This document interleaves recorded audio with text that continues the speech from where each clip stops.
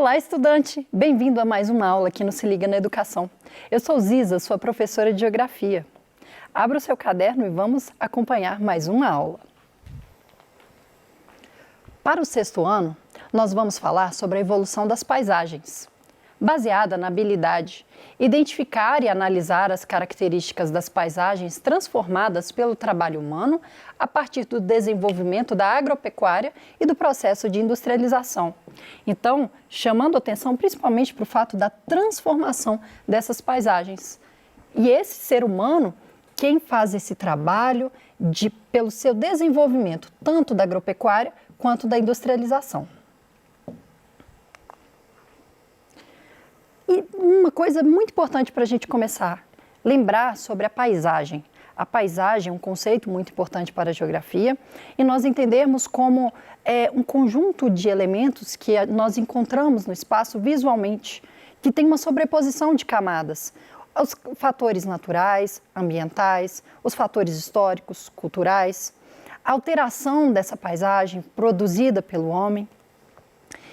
Pensando na paisagem natural, a gente já pode pensar que elas naturalmente, espontaneamente se transformam. Seja ao longo do dia, com a mudança da exposição do sol ao longo do tempo, pelas alterações atmosféricas, seja eventos de tempestades, ventanias, furacões, com as mudanças das estações, principalmente nos países que estão mais próximos dos polos, existem modificações das paisagens muito bem demarcadas. Os terremotos, os processos erosivos, os vulcanismos também, desenvolvimento da vegetação também modifica essa paisagem e a migração de espécies ao longo dos espaços, eles também modificam o pisoteio da manada de elefantes, por exemplo, o gado, vão gerar então essas modificações. Até mesmo agora em 2022, nós tivemos eventos em Petrópolis, no estado do Rio de Janeiro, desse movimento de massa, esse processo erosivo que envolve uma saturação dos solos por causa dos eventos chuvosos muito concentrados e que é um ciclo que acontece de 15, de 20 anos e que de vez em quando realmente é inevitável, são catástrofes naturais. Ao mesmo tempo que nós, seres humanos, racionais como somos, devemos reconhecer essas áreas de risco e acabar delimitando as áreas onde não dá para fazer construções e proteger mais vidas. A própria vegetação, espontaneamente, desabrochar de uma flor, o crescimento de árvores, são transformações da paisagem.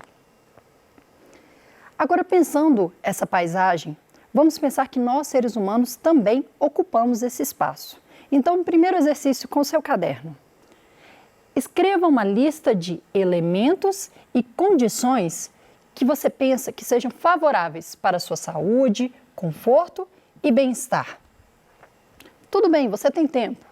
Pensa comigo, quais condições, quais objetos, elementos que estão no seu dia a dia que você acredita que seja importante para a sua saúde? Está relacionado com sua alimentação? O conforto envolve, por exemplo, o seu quarto, qual tipo de condições para você que você se sente bem, se você tem espaços de lazer para o seu bem-estar.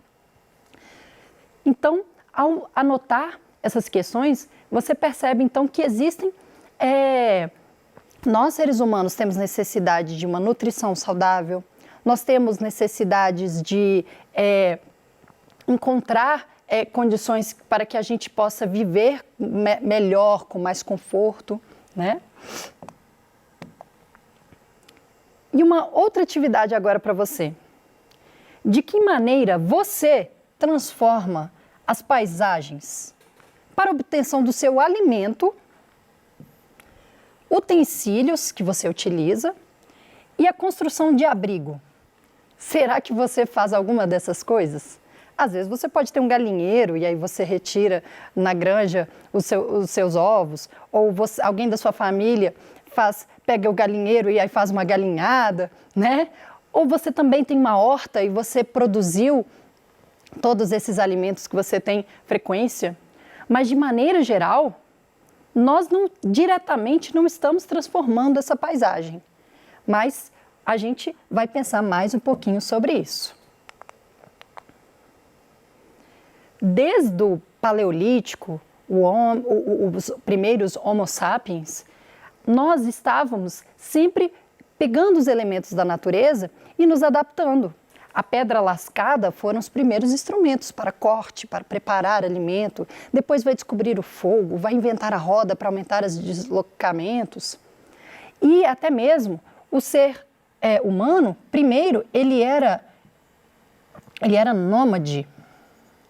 O que isso quer dizer?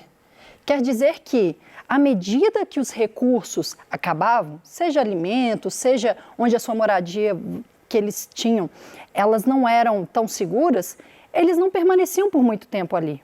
E até mesmo porque as próprias técnicas desses seres humanos eram eram rudimentares, eram pouco desenvolvidas. Só depois, quando eles se tornaram sedentários, ou seja, eles se fixaram. Nós, em grande maioria, somos sedentários. Ainda existem povos nômades que ficam no Oriente Médio, que ficam no norte da África, na Ásia. Até mesmo os povos tradicionais indígenas também têm grupos que são nômades. Mas, de maneira geral, nós nos tornamos sedentários a partir do momento que melhor nos adaptamos, né? E a própria palavra sedentário faz menção à pessoa que não faz atividade física, né? Então tem uma familiaridade esse conceito. E aqui nós percebemos que nós desenvolvemos tanto as tecnologias, as técnicas, pelo nosso conforto, que existem pessoas que têm condições, às vezes, de ter uma máquina que varre e aspira o chão. E ainda tem esse cachorrinho bonitinho para ilustrar o nosso aspirador de pó robozinho. Então, à medida que a nossa necessidade e o nosso conhecimento permite, nós conseguimos criar cada vez mais, e essas invenções buscam, né, otimizar o nosso tempo e até mesmo diminuir a quantidade de energia para imprimir os trabalhos. E além disso, os espaços, a geografia ela vai trazer dois conceitos. Primeiro vamos falar desse daqui, o ecúmeno.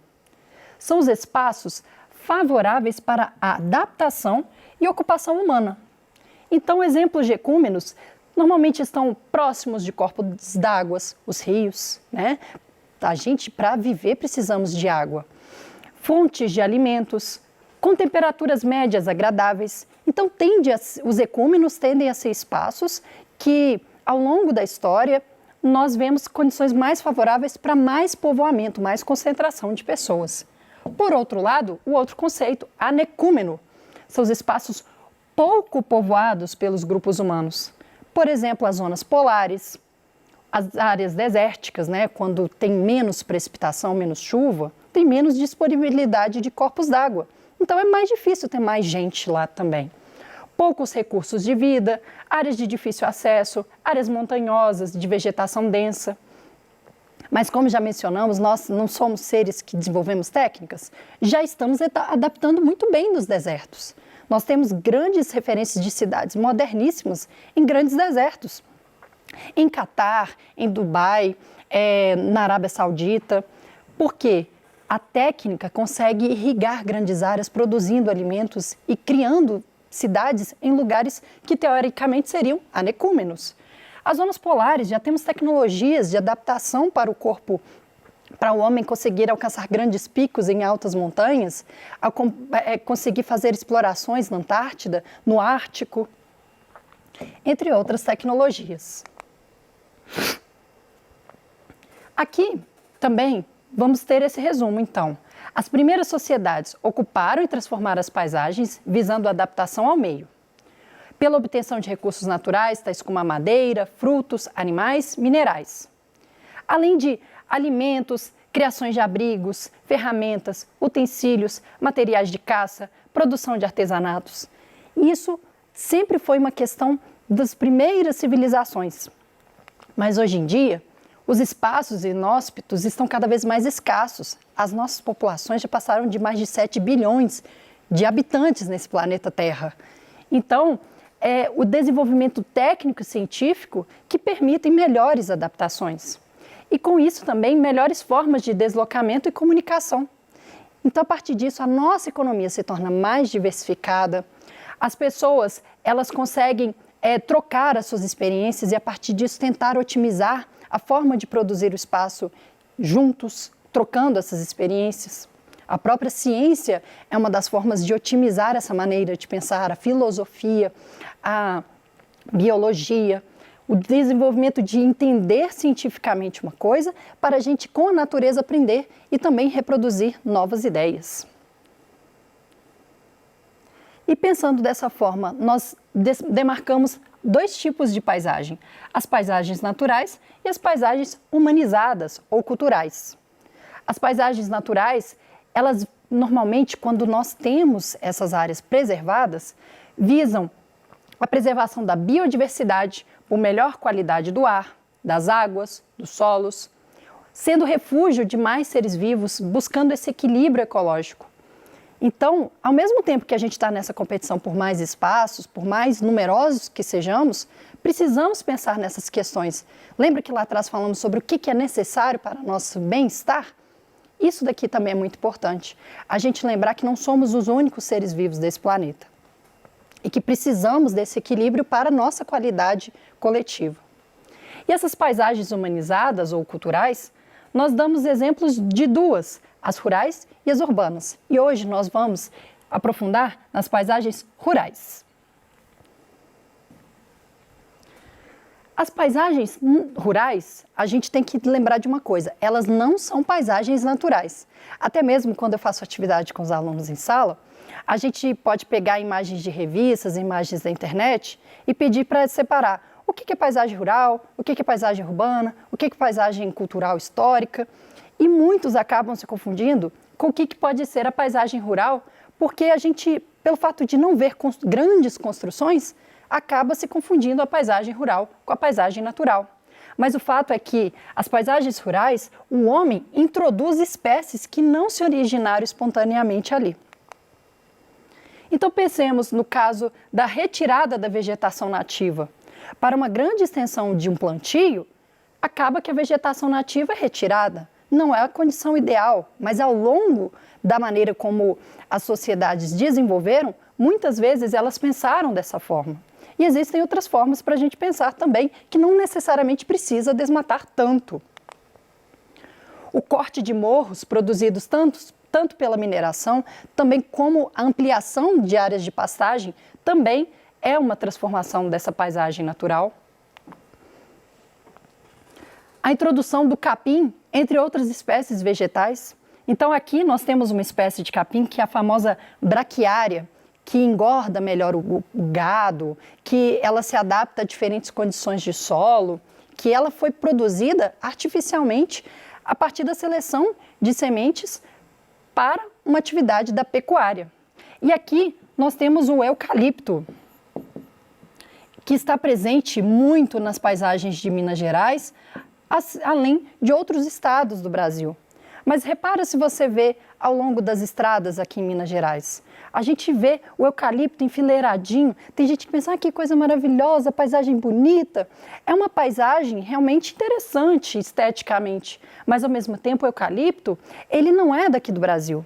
Ele foi trazido da Austrália e da Nova Zelândia. E não tem, pelo fato dele ser externo, ele tem uma competição de nutrientes do solo que nossas espécies vegetais não dão conta e acaba gerando realmente um esgotamento desse solo e absorve muita água dos nossos lençóis freáticos, gerando muito impacto. A questão do eucalipto é que ele tem função importante para a construção civil, assim como a produção de papel, que a celulose é uma indústria que rende muito, desde o nosso papel higiênico, do nosso papel dos cadernos, dos livros. São processos industrializados que houve um processo de desmatamento, foi introduzido uma grande extensão de terras para esses eucaliptos, e esses eucaliptos são retirados, são cortados, um processo químico acontece e o branqueamento do papel, tudo isso é pensado e chegam em grandes blocos os papéis para nós. Então, gente, uma mensagem importante para você. Quando você estiver anotando suas coisas, rascunhando, Busque gastar menos papel. Se você pensa em amassar o papel, antes de amassar, vê se dá para usar o verso, às vezes em outro momento do seu caderno. É muito importante a gente pensar que houve um grande processo, um ciclo muito longo, e que um simples amassar de papel é realmente um impacto que a gente poderia evitar, né? Além disso, as paisagens rurais, nós vemos animais que não são típicos daqui. Os porcos, cavalos, cabras, bodes, a galinha, o galo, o peru.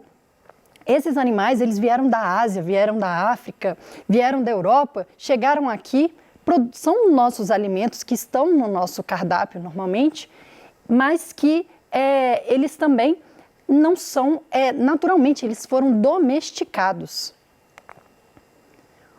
Olha só essa fotografia que interessante também.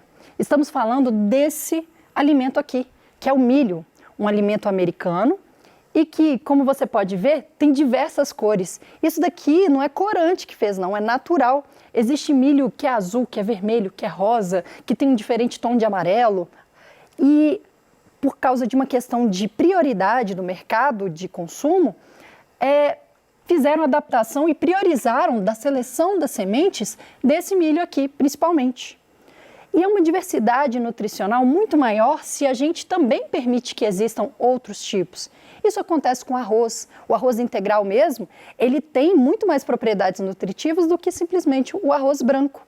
E isso é um tipo de adaptação que em sociedade nós acabamos fazendo, com frutos para poder produzir, por exemplo, morango tanto em condições quentes quanto frias, em diferentes estações. A introdução de técnicas e maquinários, então, modifica muito a paisagem quando temos tratores que fazem a preparação do solo, que fazem o plantio, que fazem colheita e que realmente impactam muito, tanto do ponto de vista do mercado de trabalho, que não são pessoas que fazem esse trabalho, mas sim máquinas, né? O manejo do solo, então, a partir dessa adaptação do solo também, permite maior utilização desse solo em áreas que teoricamente às vezes não seria próprio para a agricultura. O espaço rural também permite moradias, não tantas quanto as cidades, mas também existe essa característica. E uma coisa que a gente tem que lembrar é o seguinte: os espaços rurais e urbanos, eles são diversos, com múltiplos formatos e arranjos. A produção de alimento não está apenas no ambiente rural. A indústria também não está apenas nas cidades. A gente começar a quebrar aquele estereótipo de rural só tem alimento e produção, fazendas. E a cidade só tem indústria, comércio e serviço. O comércio e serviço também está no rural. Vejamos essa horta urbana de Sete Lagoas, que foi criada em 1982. É uma possibilidade para a gente pensar a cidade como um ponto de também produção de alimento. A proposta da agroecologia também, que é comemorado no dia 3 de outubro, a gente pensar outras formas para além do agronegócio, que é uma proposta ambiental e econômica que defende a agricultura familiar, um mercado interno produzindo para as pessoas e gerando renda para mais pessoas do que simplesmente um fazendeiro com grandes extensões de terra para vender lá para fora. Eles acreditam na produção de alimentos orgânicos, visando diversidade nutritiva, segurança alimentar, livre de agrotóxico. A agroecologia incentiva a economia solidária, defende justiças sociais, educação, cultura, diversidade social e principalmente a preservação do meio ambiente. Então, a agroecologia é uma proposta que propõe um novo ciclo. Existem formatos de permacultura, agrofloresta. Procure saber, é muito interessante a gente começar a entender mais sobre a possibilidade da agricultura familiar. Na sua escola mesmo, você pode propor mais incentivo para a agricultura familiar. Ou mesmo você pensar uma horta junto com seus colegas, ajudando a fazer a sua cantina produzir os ingredientes para o seu dia a dia. A Pronaf mesmo é um programa de fortalecimento da agricultura familiar, que foi criado em 1995 com o objetivo de prestar alimentos aos agricultores familiares, prestar atendimento. Recebem assistência financeira, técnica e de mercado. Um exemplo da agricultura familiar sendo ajudada por esse Pronaf é que os produtores vinculados ao Pronaf podem ser incentivados para que as escolas e creches deem preferência, priorizem os produtos da agricultura familiar. Além disso, essa ajuda financeira permite que eles tenham créditos bancários para ajudar o crescimento. Então, na aula de hoje, nós vimos esse tanto de características da evolução da paisagem e essas são as referências. Eu agradeço muito a sua companhia e bons estudos e até a próxima!